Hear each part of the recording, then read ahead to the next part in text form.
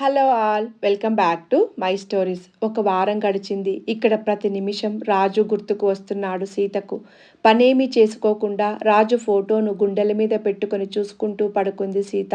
అక్కడ రాజును గౌరీ బాగా చూస్తుందా లేక కొడుతుందా అనే ఆలోచనలతో గడుపుతోంది. వారం రోజులు రాజు లేకుండా ఎలా ఉన్నాను నేను? అక్కడికి పంపి తప్పు చేశానా? నేను బతికుండే ఈ 4 రోజులు నా దగ్గరే ఉంచుకోవాల్సింది. రాజుకు ఎందుకో అమ్మ గుర్తుకు వస్తోంది. ఒకరోజు నాన్న అమ్మ దగ్గరికి వెళ్దామా అన్నాడు. నాకు ఆఫీస్కు సెలవలేదన్నాడు రమేష్. ఎందుకో రాజుకు ఇక్కడ నచ్చటం లేదు. నాన్న ఉన్నా సరే ఊర్లో ఉన్నట్టుగా లేదు. అమ్మ అన్నం కలిపి నోట్లో పెట్టడం, కథలు చెప్తూ నిద్రపుచ్చడం, కాలువ గట్టున ఆడుకోవడం ఇవన్నీ గుర్తుకు వస్తున్నాయి. రమేష్ దగ్గరికి వెళ్ళి అమ్మకు ఒకసారి కాల్ చేస్తా అన్నాడు. సరేనని ఫోన్ చేసి ఇచ్చాడు. సీత ఫోన్ ఎత్తింది. అమ్మ నేను మన ఊరికి వస్తాను, నన్ను తీసుకువెళ్ళని అడిగాడు. లేదు నాన్న, నీది ఆ ఊరే, నువ్వు అక్కడే మీ నాన్న దగ్గర ఉండు. ఫోన్ పెట్టేసింది. ఫోన్ పెట్టేసి ఏడుస్తూ మంచంపై కూలబడింది సీత. అప్పుడే ఇంట్లోకి వచ్చిన రాజయ్య సీత ఏడవటం చూసి ఏంటమ్మా ఏమైంది అన్నాడు. నాన్న నేనేం పాపం చేశాను? నా పిల్లాడిని పెంచుకోలేక వదిలేశాను. అమ్మలేని లోటు నాకు తెలుసు. ఆ లోటు నా కొడుక్కి లేకుండా చేద్దామనుకున్నా కానీ ఎందుకు నాన్న, ఆ దేవుడు నా మీద పగపట్టాడు. నేను పైకి మా అమ్మ దగ్గరికి వెళ్తా సరే, నా కొడుకుని చూసుకోవడానికి అమ్మ ఉండదని కుమిలిపోయింది సీత. లేదమ్మా ఏడవకు, నీకు తగ్గిపోతే నీ కొడుకుని నువ్వు తెచ్చుకుందువులే అన్నాడు. కానీ ఇంకా కొన్ని రోజులు మాత్రమే కూతురు బతుకుతుందని రాజయ్యకు తెలుసు. ఆయన మనసును కుదుటపరుచుకొని సీతకు ధైర్యం చెప్పాడు. కొత్త స్కూల్లో జాయిన్ అయ్యాడు రాజు. రోజు నాన్నను అమ్మ దగ్గరికి పంపమని గొడవ చేస్తుంటే రమేష్ కొడుతున్నాడు రాజుని. ఇక్కడ సీత పరిస్థితి అలానే ఉంది. ఫోన్ చేసి మాట్లాడదామంటే ఇంటికి వస్తానని, రాజు ఏడుస్తాడని ఫోన్ చేయటం లేదు సీత. రాజు అన్నం తినటం లేదు. ఊరు వెళ్తానని గోల చేస్తున్నాడు. ఇక విసుగొచ్చి రామాపురం వెళ్లే బస్సు ఎక్కించాడు రమేష్ రాజును. రాజు ఊళ్ళో బస్సు దిగటంతోనే ఇంటికి పరిగెత్తాడు.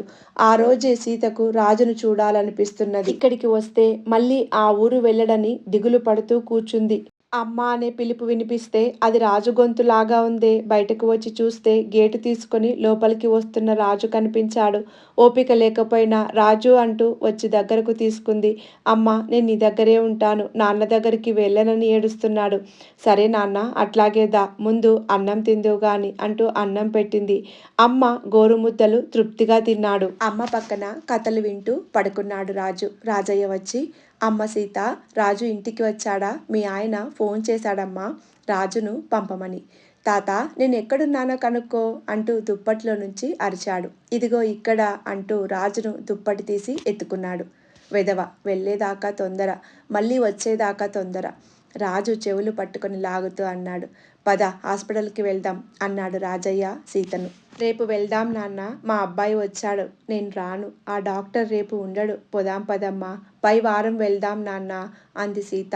రాజు కాసేపు అమ్మతో కబుర్లు చెప్పి ఫ్రెండ్స్తో ఆడుకోవడానికి వెళ్ళాడు. అమ్మ నేను ఇక్కడే స్కూల్లో చేరతాను, అక్కడ స్కూల్లో ఫ్రెండ్స్ నన్ను ఏడిపిస్తున్నారు, నీ దగ్గరే ఉంటా ప్లీజ్ అని బతిమాలాడు. ఒక 4 రోజులు అట్టి పెట్టుకొని పంపచ్చులే అనుకొని సర్లే నాన్న అంది. ఇక ఆనందం పట్టలేక నిజంగా నా మీద ఒట్టు అన్నాడు. నా మీద ఒట్టు అంది సీత. ఆ 4 రోజులు తల్లి కొడుకులు ఎంతో ఆనందంగా గడిపారు. మరుసటి రోజు నాన్నని ఇచ్చి రమేష్ దగ్గరికి పంపడానికి బ్యాగ్ సర్దింది రాజు చూడకుండా. ఆ రోజు రాత్రి రాజు కాలు తన మీదనే పెట్టుకొని రాజుకి ఇష్టమైన బుడ్డమిరపకాయ కథ చెప్పింది సీత. అది వింటూ కిటికీలో నుండి చందమామను చూస్తూ హాయిగా పడుకున్నాడు. తెల్లగా తెల్లారినా లేవలేదు సీత. రాజయ్య వచ్చాడు రాజును పట్నం తీసుకెళ్ళడానికి. రాజు సీత ఇద్దరు నిద్ర లేవలేదు. సీత లేపినా లేవలేదు సీత. అయ్యో నా తల్లి, పోయావా అమ్మా, ఇక నన్నెవరు చూస్తారమ్మా ఏడుస్తూ కూర్చున్నాడు రాజయ్య. రాజు లేచి చూస్తే తాత ఏడుస్తున్నాడు. రాజు మీ అమ్మ చనిపోయిందిరా, దగ్గరకు తీసుకొని అన్నాడు. రాజుకు అర్థమైంది అమ్మ ఇక లేదని. అమ్మ కోసం వస్తే అమ్మ పోవటంతో ఏమీ అర్థం కాక సీత వైపు చూసి తాతను చుట్టుకొని అమ్మా అని ఏడుస్తున్నాడు.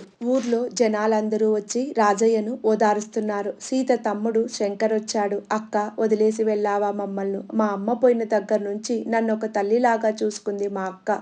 అప్పుడే పోయావా అక్క అంటూ తల పట్టుకొని కూర్చున్నాడు శంకర్. ఊరిలో జనాలు ఆ సీతమ్మకు ఎంత ఓర్పో ఈ సీతకు అంత ఓర్పు. ఆ సీతమ్మ భూమిలోకి పోతే ఈ సీత పైకి పోయింది.